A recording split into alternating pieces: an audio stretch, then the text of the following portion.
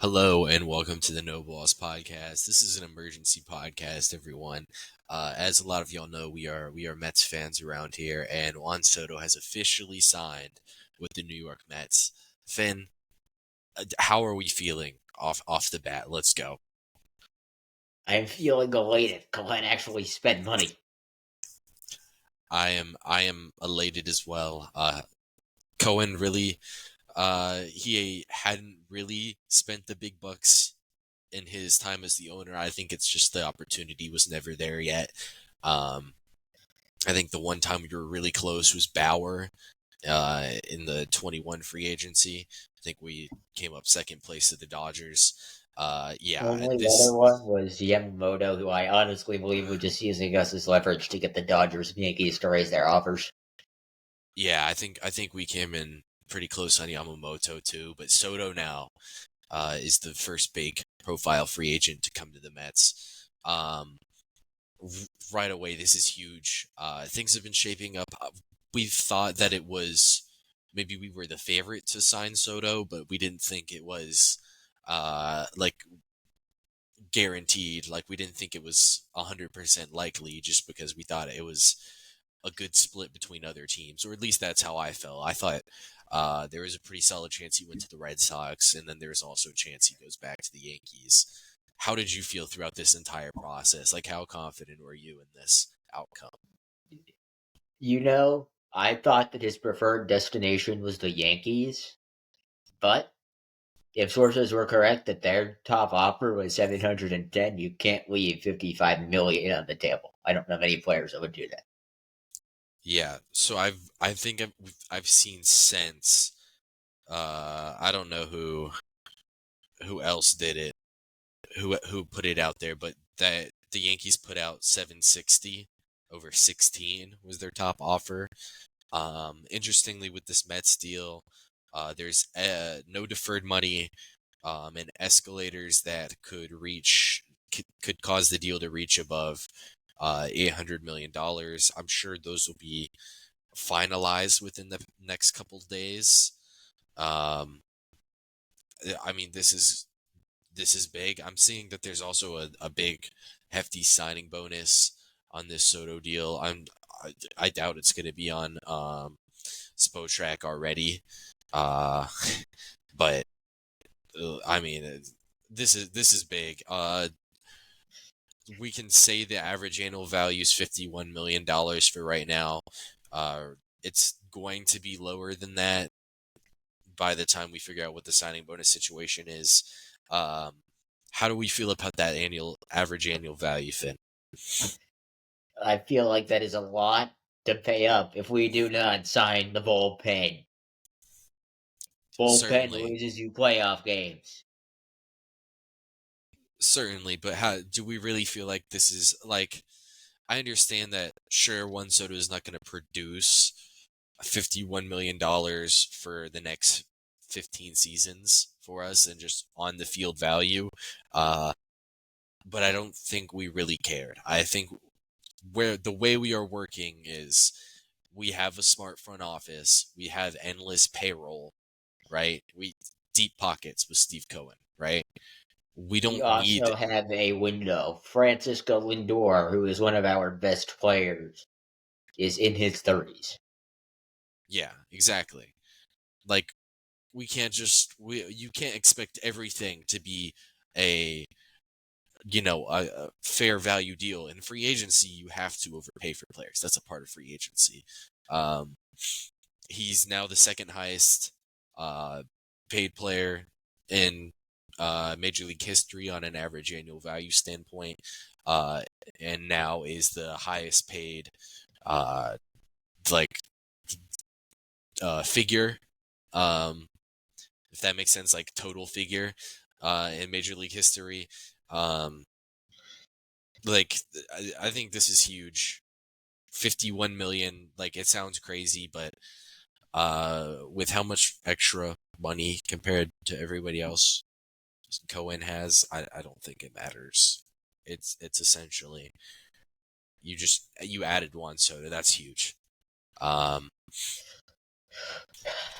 Now we need to re-sign Pete or sign somebody that might be a little cheaper, like a Goldie or a Christian Walker, but we could not go out and sign a BUM. Yeah, for sure. Just looking at depth charts now, okay? I doubt Fangraphs has fully up. I mean, yeah, Fangraphs has added Soto. They'll have Lindor, uh, Soto, Vientos, Nimmo, Marte, McNeil, Taylor, Alvarez, and Beatty's the projected third baseman right now. If I had to guess, Finn, there's a corner infielder going to be signed at some point, whether it's or traded for. Um, what do we think that the what do we think the corner infield move is going to be?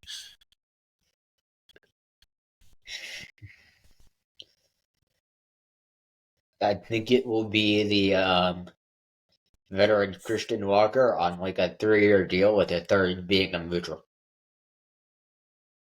Yeah, Christian Walker with some flexibility to get out of it. Interestingly enough, like Marte is also the DH right now. I'm not sure if that's gonna hold up. Um, Marte might be like a part-time player for us next year. Soto might get some time at DH. Vientos It might get would, some time at DH. it would not be it would not surprise me at all if Brett Beatty is not a New York Met opening day. I think we're gonna trade Brett Beatty. We'll move forward. Like McNeil, I think is really integral to this team now because he can play infield and outfield. Um, Specifically like second base, right field, I think is where he's going to get the most of his playing time. Um, and I do expect that DH to maybe not be one player is consistently the DH like it was last year with JD Martinez. Um, I think very likely we bring in just another bat. It could be an infielder or an outfielder, but probably a core infielder. Um, Pitching wise, I think it was obvious before that they were going to make another couple moves in the rotation. Um, Rumors about Bueller, Flaherty, Evaldi, and there's another arm that I'm missing out on. God no, I hope we don't do Flaherty. I hope we don't do Flaherty either. Um, there was another arm too. I probably sent it to you the other day. um, let's see. Um, I okay. once got Corbin Burns, but I believe this signing probably takes that off the table. Yeah, I think this certainly takes us out the table of Corbin Burns. The other name was Pavetta. I think I do like Pavetta. Um, I like Pavetta and Flaherty as options to get on the free agent market. I think that could be good for us. And then, I mean, we talk about the bullpen, Finn, but between Diaz, Buto, Reed Garrett, um, I feel like I like those three guys. We'll figure out some other things. I think there's definitely a left-handed reliever that we need to bring in for sure. Um, we talk about other pitchers that we brought in, um, or that are close to major league ready, like, um, or where was I going with that? Brandon Sprout could be a guy who comes up too. Um, Daniil Nunez was solid for us last year. Sean Reed Foley was okay for us last year. Tyler McGill will be a long man. Dylan Covey got signed to a major league contract. I think that there's a left-handed reliever that we're going to get probably, and then a starting pitcher and then another bat is definitely what the rest of this offseason looks like. Um, Considering Montas, Soto, and Clay Holmes, we have allocated how much? 51 plus about $81 million. I think the number going into the offseason was around 140 before we hit the higher luxury tax numbers. So We got money left, about 60-ish million to bring in a bat, a starter, and a reliever or two. Where do we Yeah, think we go with this? I don't think we'll get really any more big names. Okay. I think we're going to spend it. By big names, I mean like the likes of Corbin Burns and Max Fried. I still see an Certainly. Alonso on the board, depending on how high his bidding gets. His bidding gets any over 30 or probably out. Yeah, we would definitely back out of that. Um, And it I could would get think. Shoot, I sent you a text a while ago. Keep talking where you were. Alonso's bidding could get past 30 million. And should it? Mets are probably out. Yeah. Because the Let's see. Yankees, they're going to have to sign a bat to make up for the massive one they just lost. Okay. So before the off season, here's the plan. I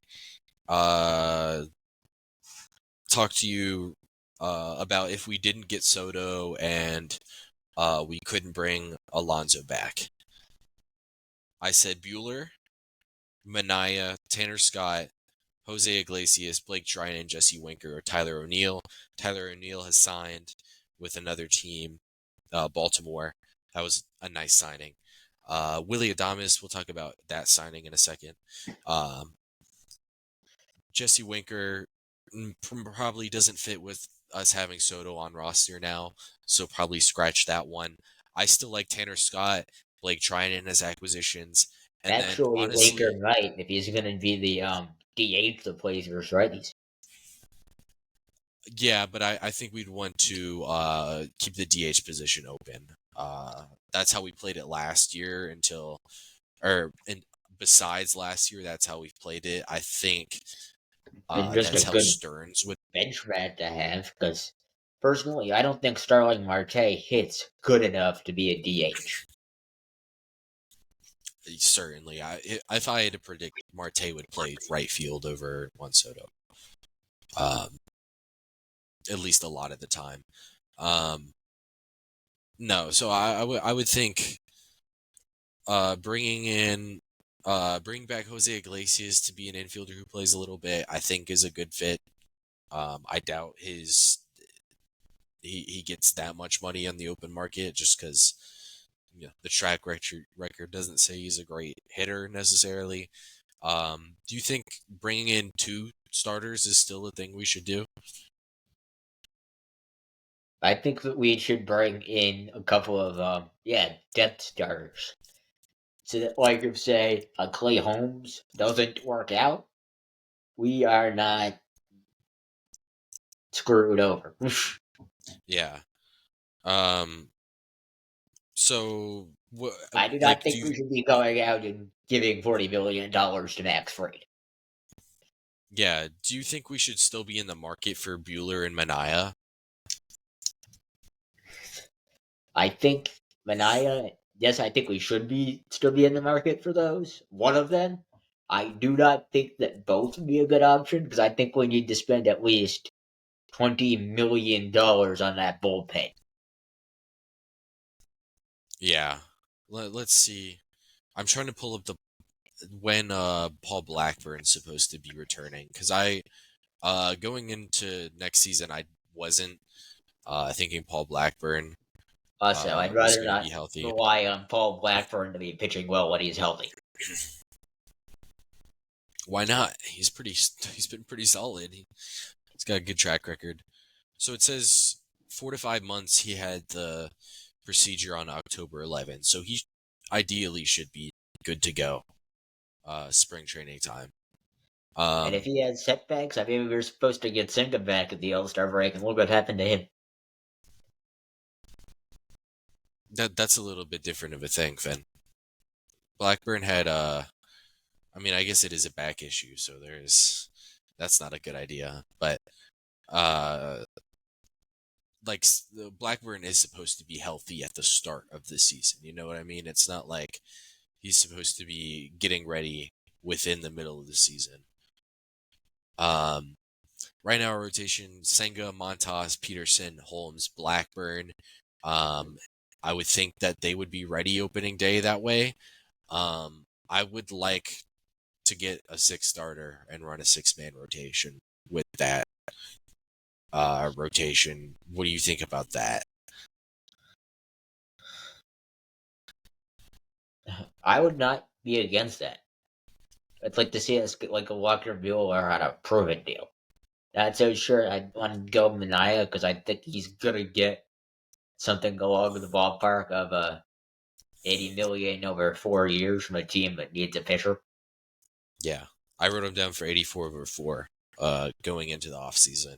I wrote Buehler down for 70 over 3. I just based off of the reporting around Buehler, I don't think his figure is going to be that high. I think it'll be more like what Shane Bieber just got. I Exactly. could Give me see, that a 1 year prove-it deal. yeah, I could see us bringing in one more guy in the rotation. Have a 6-man rotation to go into the year. Clay Holmes probably is a guy who gets moved to the bullpen later in the season just because of an innings workload. Like, I don't know if you can rely on him to stay healthy with 140 innings, or at least much past 140 innings, and that'll get us a bullpen arm later down the line. I like Tanner Scott. I think he should be our big target right now. I think Alex Bregman, Pete Alonso, Christian Walker, I think those guys should be targets on the bat standpoint. Uh, we'll see. I think this new front office is pretty unpredictable because they don't operate in ways that other big markets do, because they have a guy like David Stearns who knows how to build a winner without this insane budget, and now he has this insane budget to work with. So should that make him even better with building a winner? Because like I wouldn't see like his last organization, the Brewers, giving him $765 million to throw at Juan Soto. Yeah, exactly. Which is why I think it's a little harder to predict their moves, because going into this offseason, I didn't predict Clay Holmes to be coming here, right? You know what I mean? Because I didn't think we would sign him just to be a reliever, but we're getting him with the hope that he can bring us value as a starting rotation guy. Yeah, we'll see. I think we have room for sure to get another bat, another arm, and another bullpen arm or two to Do stack up you for this know, season. are there any notable lefties that are free agents not named Tanner Scott? I mean, Brooks Raley's out there. He had been out for the second half of the year with us this year, but he was really solid the past couple seasons. I would like to return Raley. That would be fun. I would Um, do. Probably will be significantly cheaper than Tanner Scott. yeah, Tanner Scott's going to get premium market price because he's been one of the better relievers in baseball the past couple years. So, uh, no shot. No shot we get Scott on a discount. One bat. Let's see. One bat, Finn. Gleyber Torres, I think, is actually kind of interesting, considering we will have a DH spot open. So, like, Torres doesn't necessarily have to play every day for us. We could Could just get his McNeil bat. play third half decently? Maybe Torres moves to third. I feel like he definitely fits there better athletically. Um, Okay. Because then we could have Torres at third, Vientos moves to first. I'd imagine at that point, Pete Alonso is gone. yeah, and I think Torres too is the type of move I would expect a guy like Stearns to make, where um, he sees that we could potentially have this guy be an average defensive third baseman um, if we just fix up some things with him, because the Yankees typically haven't been perfect with defensive analytics. Um, and then also it's a better position for his athleticism, for his type of athleticism. He's more of a big arm guy. We'll see. But Torres could be a good fit if we're not going to the Bregman route. Yohan Moncada is like the budget third base guy that a lot of people are talking about. Um, I don't know if I would want that. I don't think that's better than having Marte in there every day, or I mean, it's better than Beatty, I guess. We'll see. I think we're in play for I another wouldn't bat. mind Moncada, but I wouldn't want him DHing. I would want him replacing him, Brady. Yeah. Well, I'm And sure we're I gonna get want it to be answers. a short-term deal. Yeah, I'm sure we're gonna get answers over the next couple weeks. Um, I was expecting this announcement, not necessarily with the Mets, but whatever team it was gonna be to be tomorrow. I literally messaged you that like an hour ago. I feel Yeah, you like. did it. And 30 minutes later, I was calling you like, get on podcast now. Yeah, at 9:56, I message you. Hey, I think the Soto announcement's tomorrow. See, 30 um, minutes later, get on podcast now. yep, 10:15. You call me. All right. So, I alluded to it earlier. Uh, Willie Adames signed. Tyler O'Neill signed. Some other guys definitely signed. Um, Michael Conforto just signed. And then we got Gary Sanchez signing with Baltimore. This is when I kind of realized that I think the Soto uh, thing was gonna fall in line because there's a bunch of signings within the past couple days. Some of that's winter meetings, guys are wanting to get things done with, but maybe the Orioles were they ended up signing Tyler O'Neill for 49. They knew that if they didn't sign Soto, O'Neill was going to get more attention from the Yankees and the Red Sox. Maybe their offer before was 44, and then they were like, you know what? Here's the extra $4 million. Come sign here, basically. I'm surprised that O'Neill didn't wait Yeah, I'm very to hear from the Blazers. Yeah, I'm surprised with O'Neill not waiting as well. It was 49 and a half over 3 years, and there's an opt out after 25. So to me, um, To me, if I'll he's good, see. no doubt that is exercised. Yeah, let's see. If he has a good season, he's coming off of two good seasons in a row, 3 of 4 in a row. Um, and even that down season in 2022 really wasn't even, or in 2023 really wasn't even that bad of a year. Um, if I had to guess, this front year is more money than, okay, well, they haven't announced it yet. If I had to guess, the first year has more money on it than the next two. Otherwise, I don't know why he would that situate that contract that way. I don't know. But what do we grade that signing for Tyler O'Neill to the Orioles? Honestly, I'll give him a B plus. Waiting towards maybe an A minus. Yeah, I think they got him for a good deal. Really do. yeah. I feel like I'm in that same range as well. I think I'm gonna go B plus just because the opt out means there's not any like upside to it, because if he has a really good season, he's just gonna opt out again and hit the market again. So that's why I go B plus, but I do like it. It's fair market value for Tyler O'Neill, probably even under That's why I give it the A minus. Because even if he opts out, it's under market value for for a one season. position that they need. Yeah, this to me sounds like they're not signing Santander back. We'll see. Um, O'Neill obviously brings more, not more to the table, but he brings things to the table besides the bat in Santander. So we'll see. Um, Giants signed Willie Adames, 7 years, 182. There's a signing bonus in this for 22 million. Um, go ahead, Finn. How do you feel about this Adames to the Giants? deal. Good first signing for Buster Posey. Yeah.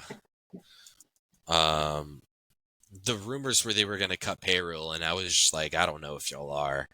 Um, I don't I think think I they didn't. might their payroll might be about the same because that replaced the Blake Snell-esque deal.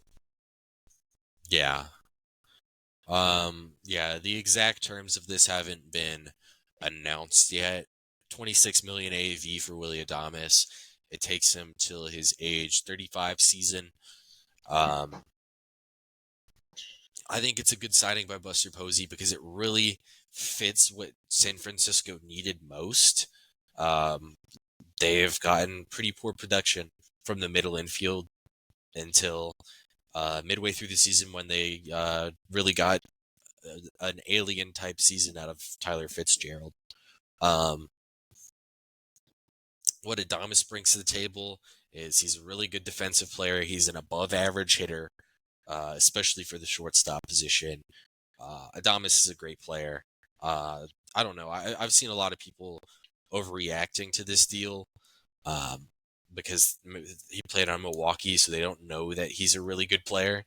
Um, I give this a B plus just because later down the line it's going to be an overpay, but that's how every deal that's longer than 4 years is. So I'm not going to kill them for it. You How do you? know, I agree with that grade, but I wanted to add Giants definitely needed to spend if they plan on competing with the San Diego Padres and the LA Dodgers. Yeah, can't do it without them. And that's a good step in the right direction. I don't know if it quite gets them there, but it's a good step in that direction. Yeah, and now you look at things. You'll have Jung Ho Lee coming back um, from missing half the season with injury. He'll be your center fielder. You have Adames, who's going to play shortstop. Patrick Bailey, who's their catcher. They now have really good defense at premium positions, locked up for a long time. That's how you build a foundation of a ball club. I think this is a great move by Buster Posey. Um, good way to start your tenure as president of baseball operations. So I Um, got two questions for you. okay. If you are the New York Yankees, what are you doing now that you just lost one of the best players on your team? Okay. Um, let me pull up their depth chart real quick. Okay. Um, I And mean, then losing next, I'm going Soto. to ask you how much the approach of the Boston Red Sox changes. Okay. Red Sox is a little different. I don't think their offseason was reliant on Soto. The Yankees, theirs was for sure, right? Because you. I don't know, Finn. That Soto trade is going to turn out amazing for San Diego and decently for the Yankees. You know what I mean? Like it's not going to end up being horrible, but it's not going to look great just because of basically all they gave up. Michael King, Dylan Cease. Um, uh, Wait, the there were Yankees other have players in Dylan the deal. freaking Cease? They gave up Drew Thorpe, who the Padres traded to the White Sox for Dylan Cease. Um, yeah, so now the Yankees in their current position. Let's see, where is their financials? Okay. Uh, they're not. Fangraphs isn't going to show me their financials. Okay, I'll pull it up on Spotrac. I'm sure they'll have it. Yankees.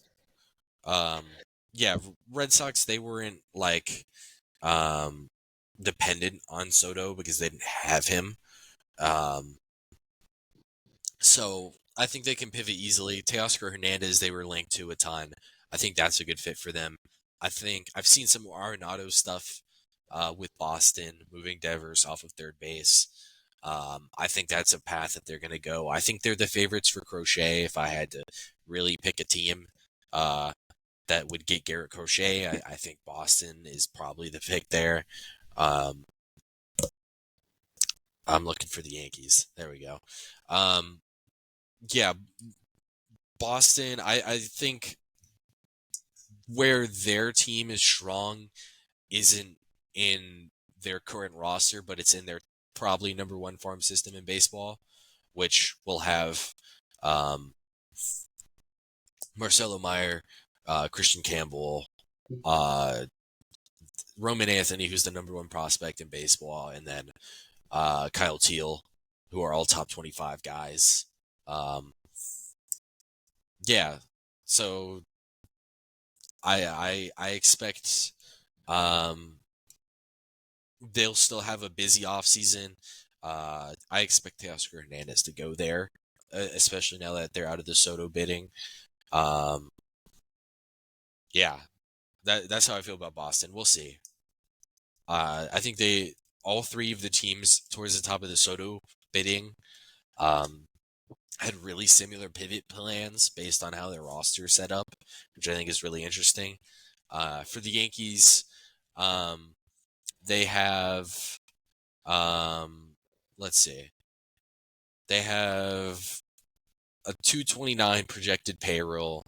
The first competitive tax threshold is 241. I think the higher levels are around 270. So they have a good bit of leeway before they really hit the super restrictive payroll. But the thing is, their contracts go for a long time. They don't get off of Rodon very soon. They don't get off of Stanton very soon. They don't, or Stanton's closer, but they don't get off him very soon. Cole's there for good. Judge is there for good. You have to try to get off these mid salaries, a Stroman, a LeMahieu, a Nestor Cortez potentially, because they have a ton of pitching depth. I think that's an avenue they could go. You look at their lineup. Volpe's going to stick at shortstop. I think Chisholm does move to second base permanently. If not, it'll be center field. Third base is an obvious hole for them. So is first base. That puts them right in line for Christian Walker and Alex Bregman. They would then probably also need a second baseman or a center fielder, depending on where Jazz plays. Cody Bellinger, are they in the market for a Bellinger for Stroman swap? Maybe. I don't know what Chicago would say about that. Maybe they call about Nico Horner as well. It ultimately, they have a ton of ways to go here. Pitching wise for the Yankees, I feel like they look pretty solid. A lot of people just say their pivot plan should be go sign Max Fried. I don't think so. You look at their starting rotation, pretty much guaranteed they're going to have Cole Rodon, Schmidt, and Luis Heel in their rotation. I see no reason to go out there and just add another guy who has to be there and Max Fried. I don't like that idea. A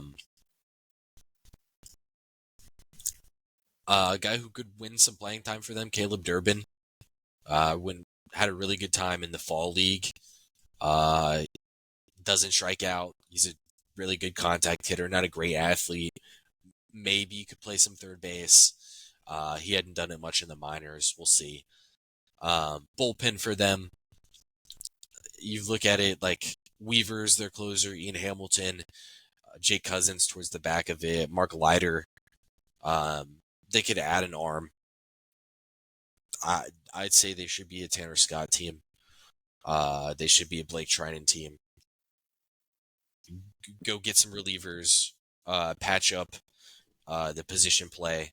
Oh, Blake Trinan 10 minutes ago signed with the Dodgers. So all the Blake Trinan talk, forget about it. 2 years, $22 million. How do we grade that?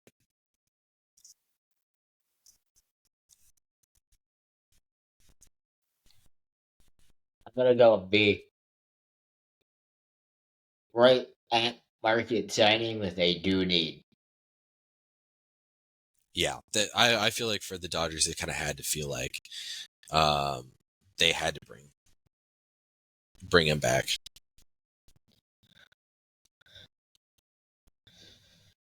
So that's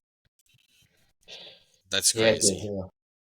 being a Mets fan, we both know that your lineup can be great, and having a bad bullpen will still be your downfall. Hmm. We'll see. Dodgers, they also just have a superpower to develop relievers.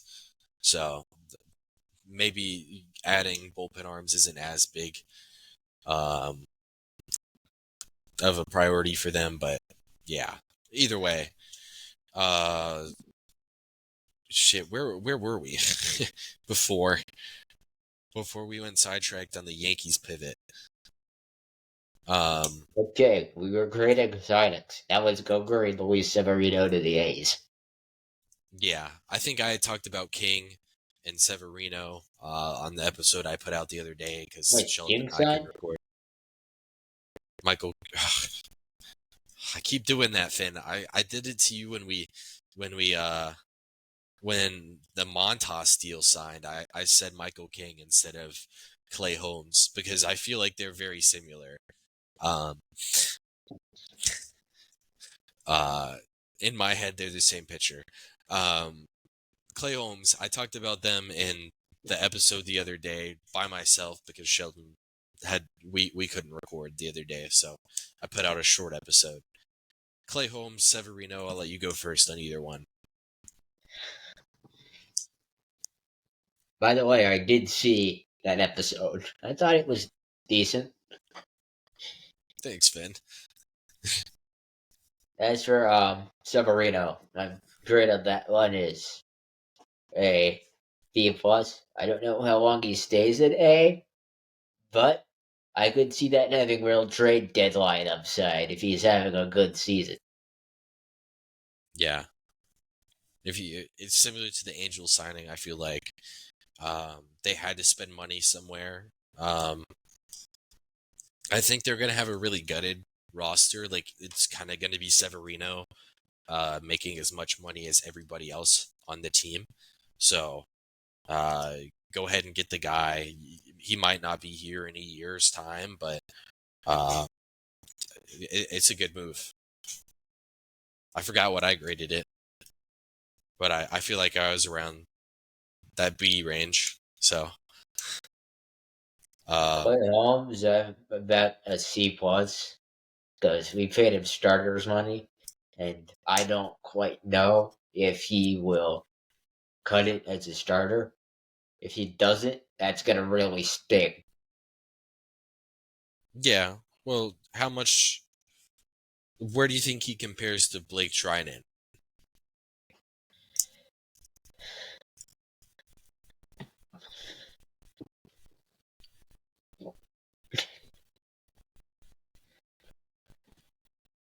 Where do I think he compares with Blake Trinan?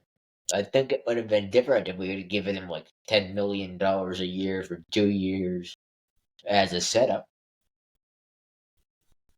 I mean, we basically That's just gave him, compared to Trinan, we gave him an extra $1 million a year, and then we gave him an optional third year. To me, like I feel like we paid market value for Clay Holmes. Maybe a tick above, like maybe, I feel like we paid below for his starters. I agree there. yeah. I ended up having it at like a B plus, I think, just because there is the upside there. I don't know if the upside is very likely. Um, he had started throwing a cutter a while ago. I had always just seen him as a sinker sinker sweep guy. He had also been throwing a cutter that looks similar on TV to his sweeper, but it is a different pitch, and it is a little bit better versus left-handed pitch or left-handed hitters. So that's why I do think there is some upside with Holmes as a starter, and I think there is 100% chance that they're going to have him throwing the splitter by opening day. I don't know if it's going to be a good one, but he's 100% going to be throwing a splitter opening day. Good, he needs to. He needs to have some sort of a force pitch. Yeah. I would also think that they return some type of a curveball with him. Not as like a key pitch for him. He threw a curveball in Pittsburgh. It got destroyed. That was also when Clay Holmes in general got destroyed. I would think they're going to bring in a curveball just to have another pitch to throw in to steal strikes against left-handed batters so he can strike guys out with splitters and cutters and maybe get ground balls with sinkers because he has count leverage, stuff like that. I think he'll make it as a starter. I don't think he's like a guaranteed great one, but I feel like if Michael King just had a great season with a very similar profile, I feel like Clay Holmes can be a fine starting pitcher. So,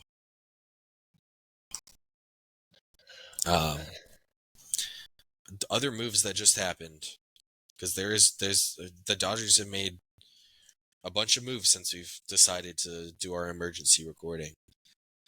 Michael Conforto, 1 year, $17 million. This is interesting to me because this to me sounds like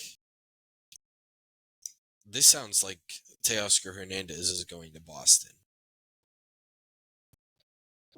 Right? I definitely think it sounds like he's leaving, but I expect the Yankees to call him up because they Yeah. lost Juan Soto.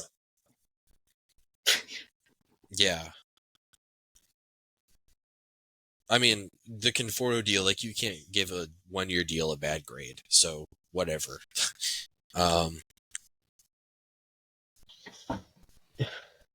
Yeah, just Conforto, 1 year, $17 million to the Dodgers. He's gonna play right field for them.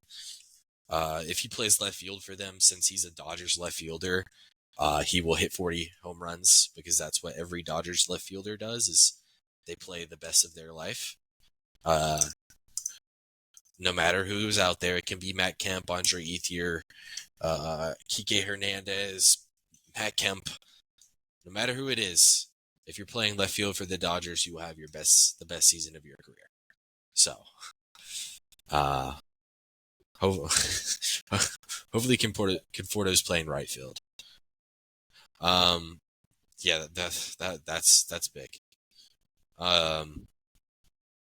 Gary big because they want Sanchez. his signals. Yeah, Gary Sanchez, 1 year deal. To the Orioles. What's the number? $8 million guaranteed. I mean, it's a catcher. He hits. It's a 1 year deal. What do we say about 1 year deals, Finn? You can't give it a bad grade unless it's world's massive overpay. Yeah, 100%. Shane Bieber, 1 year player opt out after, or a 2 year deal with a player opt out after the first year. To go back to Cleveland, Finn, how do we grade this deal?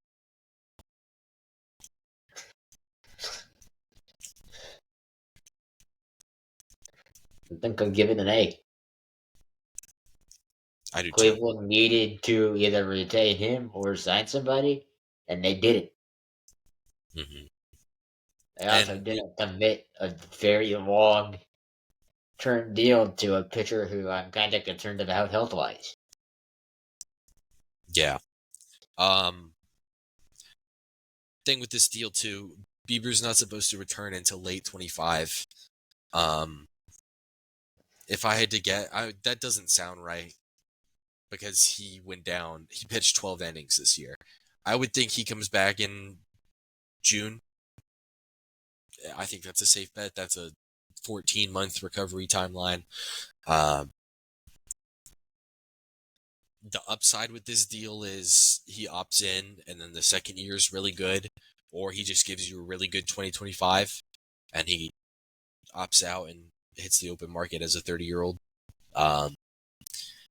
Cleveland sneakily had a similar situation to Detroit last year where it was like they kind of have pitching, but like I would say it not like Detroit, but like Cleveland's pitching. You wouldn't look at any of those guys and say, yeah, that guy's gonna give us a great ball game today. But Cleveland's bullpen could give them 4 innings of 1 run every day. Like that's how good their bullpen is. That's how good Cleveland is at developing pitching. Um,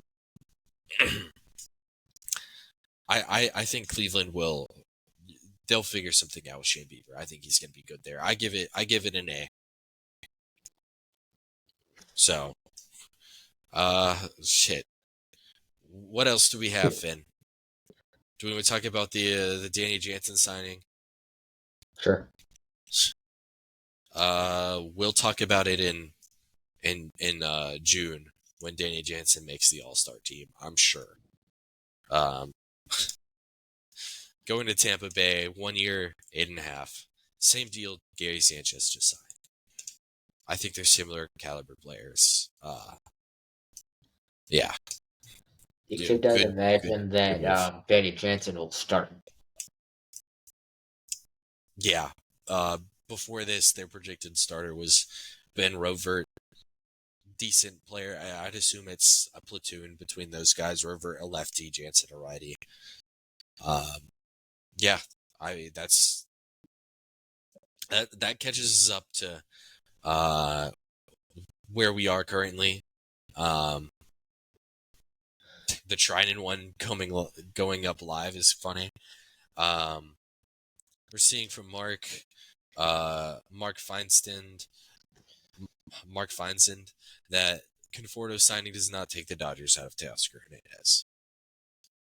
So I don't know. I kind of think it does. I don't think it takes them out of it, but I think it's them positioning themselves to where they're okay if they don't sign Teoscar Hernandez. Because I do think his most likely landing spot is Boston. I think it's Boston followed up by New York, the Yankees. I think it's Boston. What if not 2 bats to make up for losing Juan Soto? I think it's Boston, Dodgers, Yankees. We'll see. But I don't think the Yankees can go divvy up that much to Teoscar Hernandez when they already have Stanton taking up the DH spot.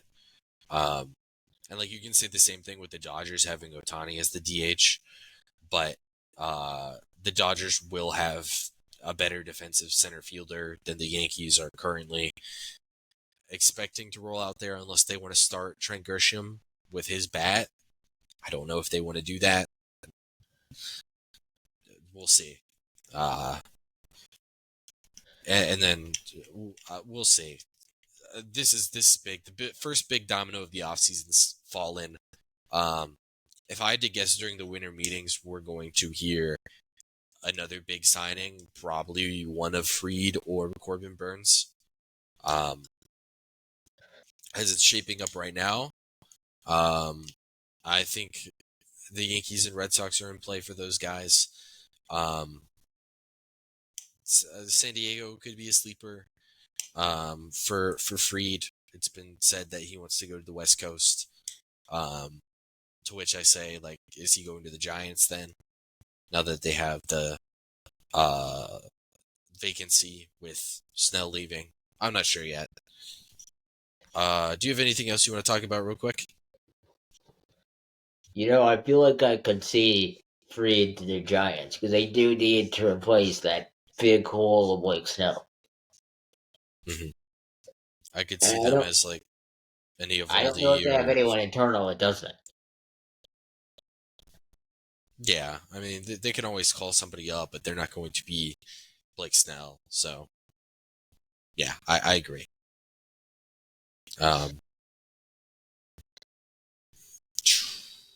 Big start to the offseason. Winter meetings, I think, is great. We're going to see Soto in the winter meetings, officially signing, putting on the jersey, all that stuff. So do Yeah. you think that this makes Ha-Seong Kim either return to San Diego, go to the Dodgers, or go to the Braves? Giants are out. Um, Giants signing Adames, I think certainly, or I don't think it takes them out because they could just have Ha-Seong Kim play second base. Like that's something he has done. Um, so I don't Yeah, think it takes him out there. I don't think they dole out that much money to another middle infielder. I think they dole out that much money again. It will be to one of the pitchers. Yeah, that I could see that as well. Dodgers, from what I understand, they're kind of comfortable with Mookie Betts playing shortstop next year. I'm sure they would rather him play second base. Um, but I I don't think they're that uncomfortable with Mookie playing short next year. And if not, they have Edman.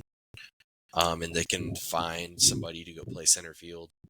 Probably Pajes or Outman will then just play center, and I think they're both fine enough in center field. Um, so we'll see with that.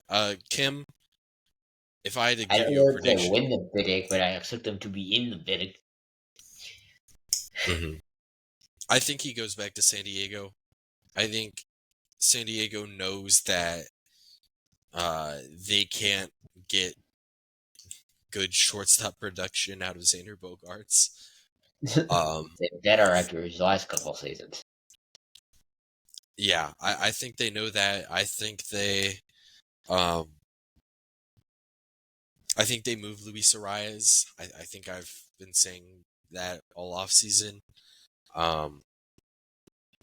Because they can't move Cronenworth with his contract. They can't move him.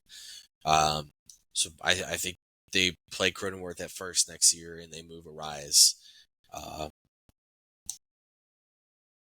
Seattle is where I say with Arias. I think he goes to Seattle. And you know what? I'm going to end the show like this. I think Luis Arias, if he went to Seattle, wouldn't see the drastic drop off that every other player sees when they go to Seattle. I think he would be the one who holds up.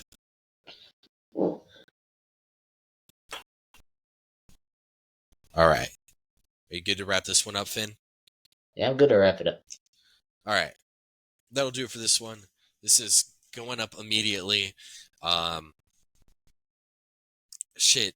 I mean, we had planned to. We'll talk about it after. It's very likely that the NBA episode goes up on Tuesday, and we may or may not have an MLB episode. That Thursday we'll know by Tuesday, and I'll deliver that message on Thursday. But yeah, next episode will be going out on Tuesday with Sheldon and I for a bi-weekly recap.